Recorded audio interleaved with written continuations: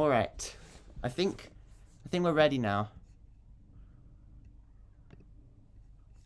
Time to... Oh, can people hear now or? I think so. Yeah, I can... People are here. Um, Angie, hi. hello. Wonderful people of YouTube. Sorry that I am taking forever to make that Season 6 video essay, but, it is halfway done. So, yeah.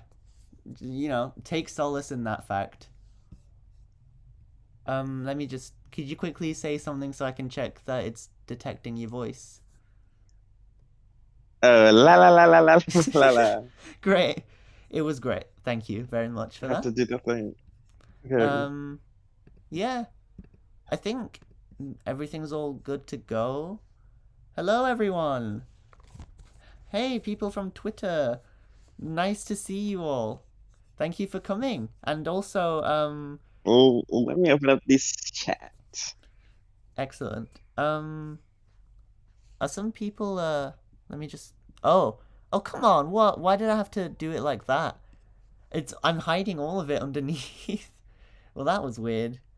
Oh, So, um, I promised that the season 6 video would come out in August. I did, didn't I? Well, I'm sorry about that. I might have I'm to seeing delay so it. many of my mutuals. Hey guys. Hey everyone. Hey, the Twitter people that I've seen. They're all on YouTube. I wasn't expecting that even though I probably should have. Because we literally asked for them to be here, but it's still quite surreal. Yeah, exactly. So, Oh right, I forgot. MLB Twitter jail is up and running once oh yeah. again. What is that actually? I don't know much about the Twitter I actually ecosystem. don't know much about MLB Twitter jail. I just remember people just started getting locked up all of a sudden. So So, like, what does it mean exactly? Does anyone in the it's chat still know? like no clue. Maybe Yeah, hopefully someone here knows. some enlighten us, please. People in the chat who know the Twitter people better than I do and we do. Enlighten us. Take us to the promised land of knowledge. So, um, yeah, I have the chat. Wait, oh, I didn't even realize the chat was open through the other way. it Okay. is. Can Okay, you read it? where do we? Yeah, I'm like I can see it. I'm looking at the stream, but Excellent. I'm just gonna check if the music is on right now because it doesn't seem like it is. It just feels like it's just stopped for no reason. I don't know that why. is perfectly fine. Wait, so I can just start yapping, right? Because Yeah, I have a lot of things to say. Okay. yap away. Wait. Okay, so like season five, I just like I see so many mixed reactions about it. People say it sucked. Some other people say it didn't suck. I seen a lot of videos say that the finale was horrible, while other people say the finale was good. Where would I even go? Okay, when I initially watched it, I think like when you take it at face value, it's like a cool season finale. And like the hmm, I think my only gripes about it is possibly like not possibly, but I think it's just like the exclusion of Adrien in a way. But it didn't really bother me, but it still bothered me, but it wasn't like bothersome, like to the point where it just ruined the whole thing for me. Yeah, I can see But I that. do see a lot of like a lot of mixed opinions about season five itself. I think on the TikTok side of the fandom, they really enjoyed it because of how dramatic it was. But I do see some people talking about how, the same thing as the series always does, like it keeps neglecting Adrian as a character. And I think there's like discourse about this earlier. Not well, yeah, it was earlier. A lot of people were upset at a person pointing out the fact that Adrian feels like sidelined in season six so far.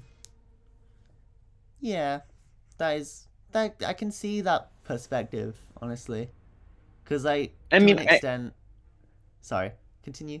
and then that's fine. You can say what you're gonna say. I think I'll just add Okay, on to that. I'll just be quick. I can kind of see where they're coming from. Is all I was gonna say. For me, I think like I understand why people don't like it, but for me personally, I enjoyed it.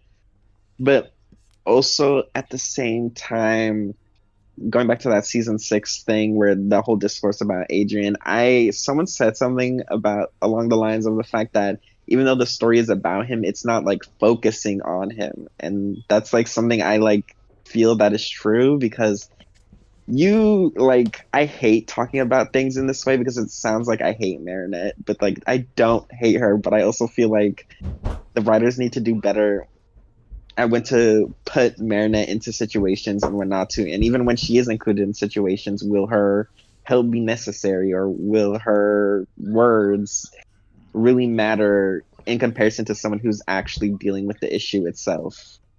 And I feel like when it came to Where Papa's, it was like a big example of like, yeah, Marinette could be there to support Adrien, but maybe it would have been better if Adrien was the one talking about what he wanted, talking about all this and that and how he wanted to stay in Paris with all his friends and stuff like that, rather than Marinette like come in and then go like, Natalie, come in here and here's his grandparents and Natalie, you want to take care of Adrien and you're his family and whatnot. And it's just like if it would feel like more powerful if it was Adrien himself saying it Yeah, I than agree. Marinette. But I don't mind that Marinette was there. I just mind the fact that Marinette had to be the one to explain Adrian's feelings for himself. Yeah, it's one of those things where it just feels like. Oh, have you ever heard of the immaturity of Thomas Astruc, a Tumblr blog? Oh yes, that's how I found out that Mark was created because Nathaniel was really popular. Oh, well, I remember reading their review of Risk, which is a peak episode. I cannot express enough how much I love that episode. Honestly, it's amazing. Anyway, the point is, um, when they found out about when they got to the point where Felix was snooping around Gabriel's lair and like saying like trying to sneak around and find the Miraculouses, um, they pointed out something that I found really interesting, which was why do the writers seemingly only use Felix to do things that Adrien himself should be doing? That exactly. Oh, also we're talking about Risk, but I saw someone also point this out in a video essay how they feel as though a lot of what Felix does as someone who is like a senti being is like it feels more like stuff Adrian should be doing, but like the show just keeps making Adrian this like damsel in distress. Yeah, And this delves into like what I think about senti beings and the whole like thing it does for the characters. I feel like when it comes to like Kagami and like Felix as characters, I feel like them being senti beings really adds to their characters in like a really meaningful ways. But when it comes to Adrian, it just seems like it's like used so that people could be like shock value, and when it is used in plot, it seems like almost like a reason to leave him out or to make him not do anything of any like big moments like the season 5 finale, for example. A lot of people wanted Adrian to confront his father, yeah, and a lot of people felt like it wasn't satisfying that the show sets up a new conflict for Adrien while sacrificing a satisfying ending that would have been perfect for Adrian's character. And it's all because the show puts up so much like hype, like ephemeral and Cab Blanc. It like puts these what if episodes to make Adrian seem like he's not competent enough to handle like fights between his father, and even using the whole senti being thing to use that as an example of why he can't be there. And it's like I feel like they could do that. Like I feel like okay, in my opinion, I feel like the way they use it in those scenarios I guess makes sense for the reason he's sidelined, but also it doesn't rub off the right way. yeah. Sorry, I'm just adding The giant Felix. Felix.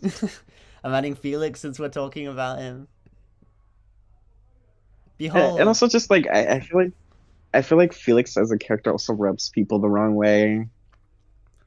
I feel like okay, there's like a lot of reasons why Felix rubs people the wrong way, and I think they're for valid reasons, and for other reasons I kind of just scratch my head. But the whole Marinette thing in the season 3 episode Felix, I Oh think people who dislike Felix no. for that, like I feel like if they dislike Felix for that, that is like so like valid. Like I will not Yeah. dictate how people feel about that, but one thing I do hate is when people weaponize it and kind of like treat victims as a way to like weaponize and not actually care about the topic of like assault and stuff, like as like an actual serious topic. Because whenever I see this come up as like any kind of discussion, I feel as though people use it as a gotcha moment rather than actually opening up a discussion about how this is portrayed in media and how like kind of carelessly the writers use that moment.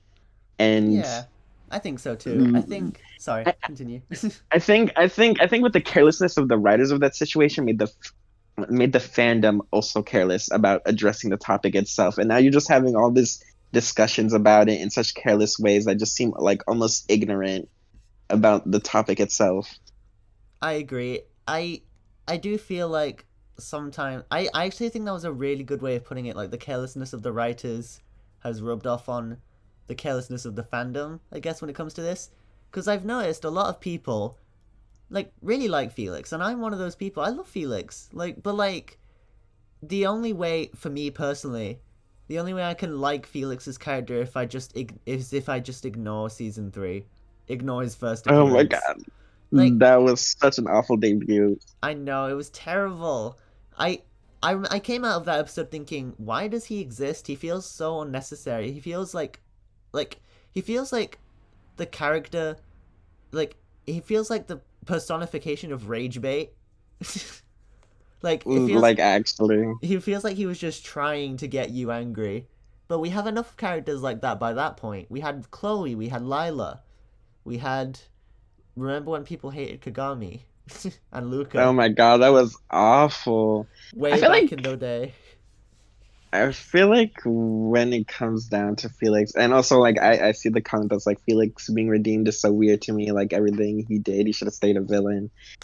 I feel like I kind of disagree with that, and it's like I feel like this kind of like goes into like the Chloe and Felix discourse, which someone else also pointed out. A lot of people a lot of people feel as though if Chloe was robbed of her redemption, that means everyone else shouldn't be getting a redemption in any sort of form. And I feel like with that mentality, it started causing people to think like, and this is something I pointed out before, but people started believing that Gabriel Agreste was redeemed. And it's like kind of annoying when people bring up Chloe's like non-redemption and then go like, but Gabriel Agreste was redeemed, and it's like, no, he wasn't. And I just like I hate how the writers did Chloe because it's like you can like, they like removed her depth in order to continue making her a villain, and it's like you can have a villain who has like a perfectly like sad backstory and use that to drive them as a character rather than just completely devoid them of that and then just completely make them evil for a certain other reason. Like I definitely do think Chloe deserved better, and especially with the environment she grew up, she definitely deserved the help. And I feel like if they were going to write a villain who was going to go the downward spiral, they should have handled a character like her better, because that is a character of neglect and who experienced neglect and whose actions are driven by their neglect. It's like very evident what Chloe wanted. She wanted people to admire her and pay attention to her, but not in like a way that's like fame at first. It was more like a deeper meaning. Like she wanted friends. She wanted a good family. She didn't Yeah. have that, and I feel like the writers completely missed that. Like they didn't miss the point. It's more like they forgot that aspect of Chloe wanting attention to just making it seem like Chloe just wants loyal followers who will just do everything she wants. And it's like, no, you set up a character who wants attention, but not in like a completely villainous way. Yeah, I agree completely. like Chloe and Felix are basically the same, if you think about it. I talk about that in my season 6 video, and They are like almost the same. that they're basically the same character, and yet one of them is redeemed and the other isn't. Like, if they, I understand what they were going for.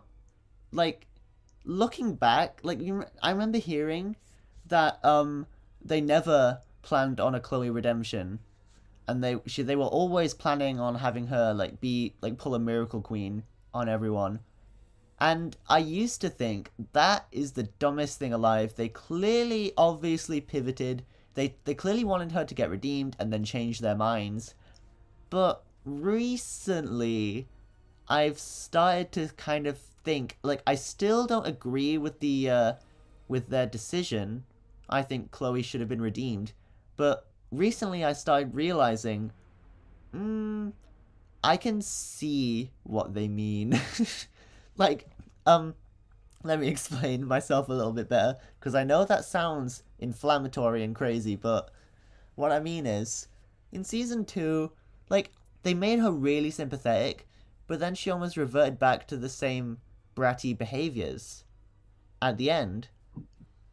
Like Oh yeah. even in Heroes Day, like after it was all said and done in Mayura at the end of the episode, Chloe, like, she turned up for the picnic, but then she was being mean to Sabrina again and made her cry. And then when Marinette gave a kiss on the cheek to Adrien, we see her really frustrated and angry.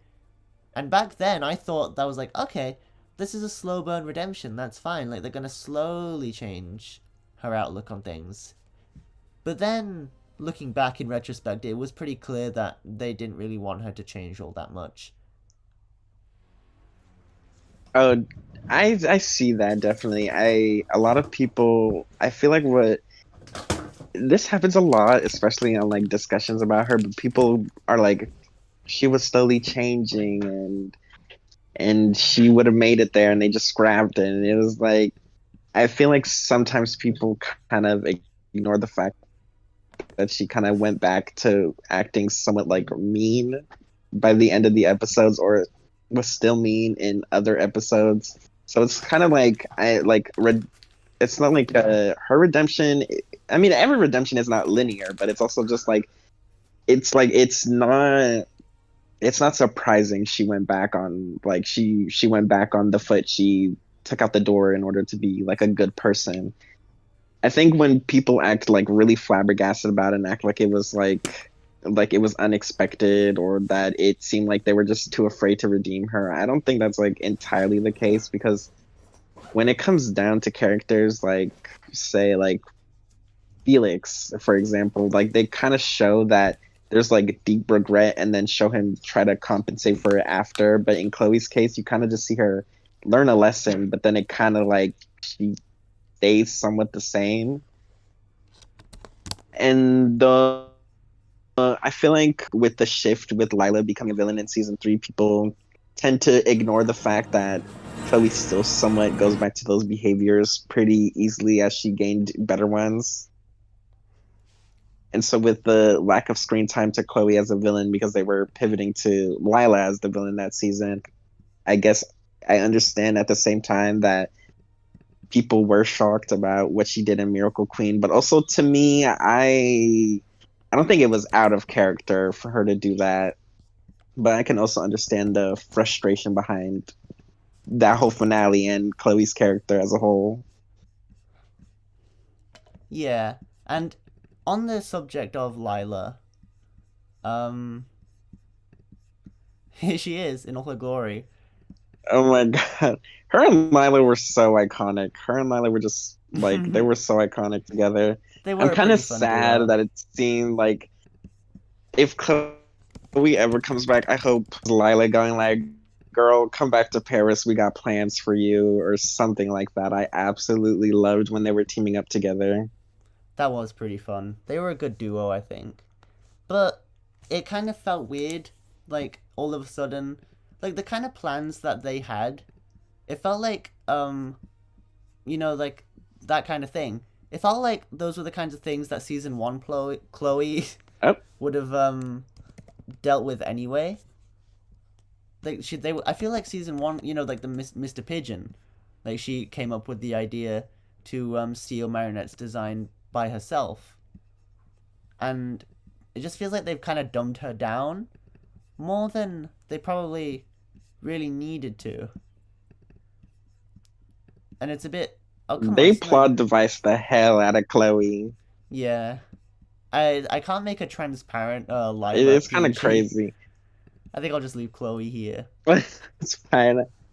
But I just like wow, like what the hell were they doing with her? Like genuinely, what the hell were they doing with Chloe? Like what on earth?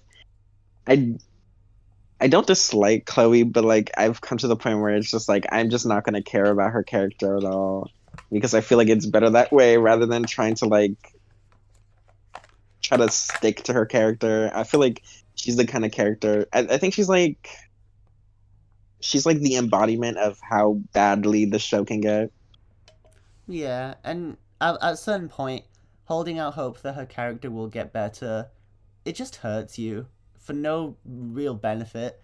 Eventually, I got to a point where I just like I I had to try and let go a little bit, and somehow, It's like I commend the Chloe fans who have stuck to her character. I think a lot of them have some very good ideas behind her character. I do have some mutuals who are very open-minded about her character.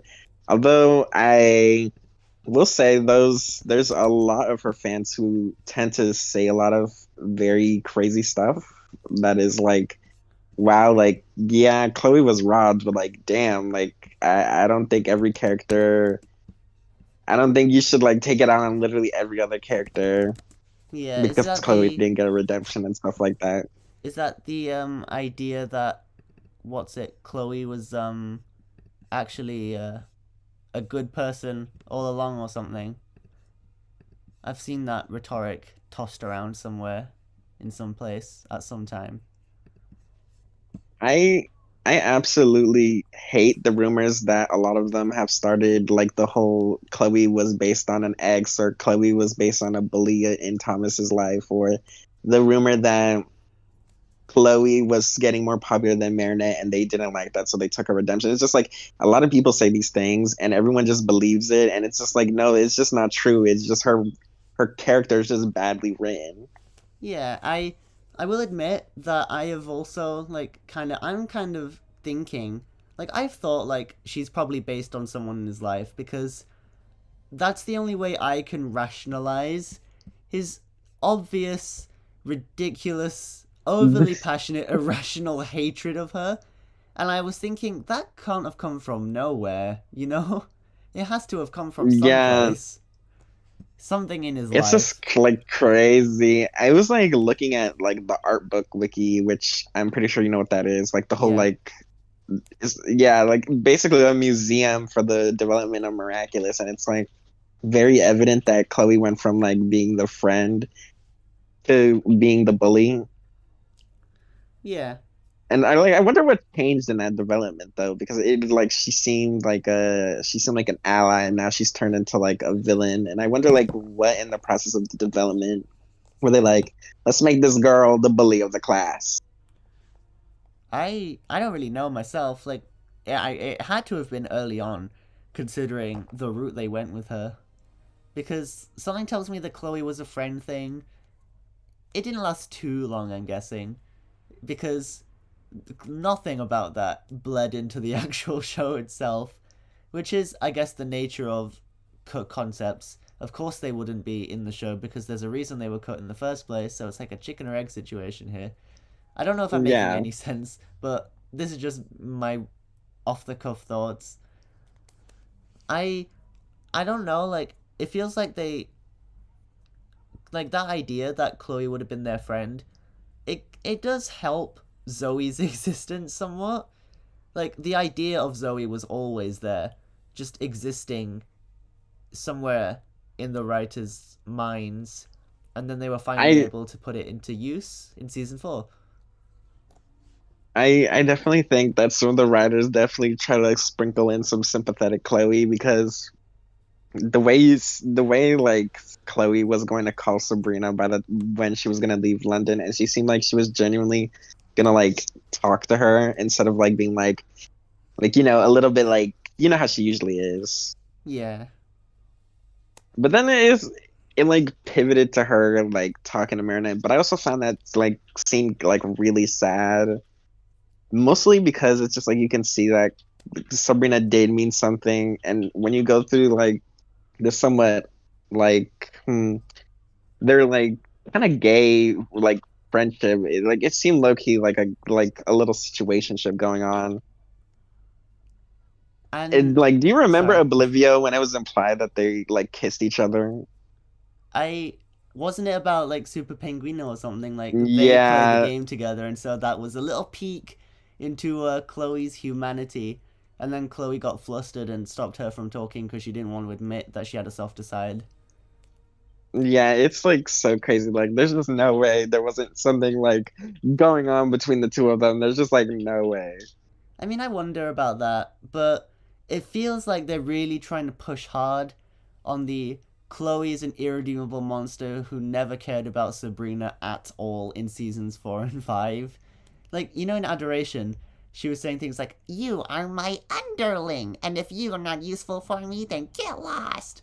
Like, And mind you, in season 1, she was like, "I'm her only friend," and blah blah blah. And it's like, what happened from saying friend to saying underling? Is she's just like so comically evil? Like, there was like yeah, no point in doing this to her.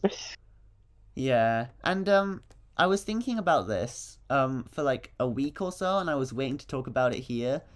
But I had an idea about Lila and Chloe, and what I mean by that is, eventually it got to the point after Chloe's failed redemption where Lila and Chloe they just ended up being they're so like unbelievably similar, and it made like of I don't understand why, but say what you will about Miracle Queen, it was pretty bad, and I hated what it did to Chloe.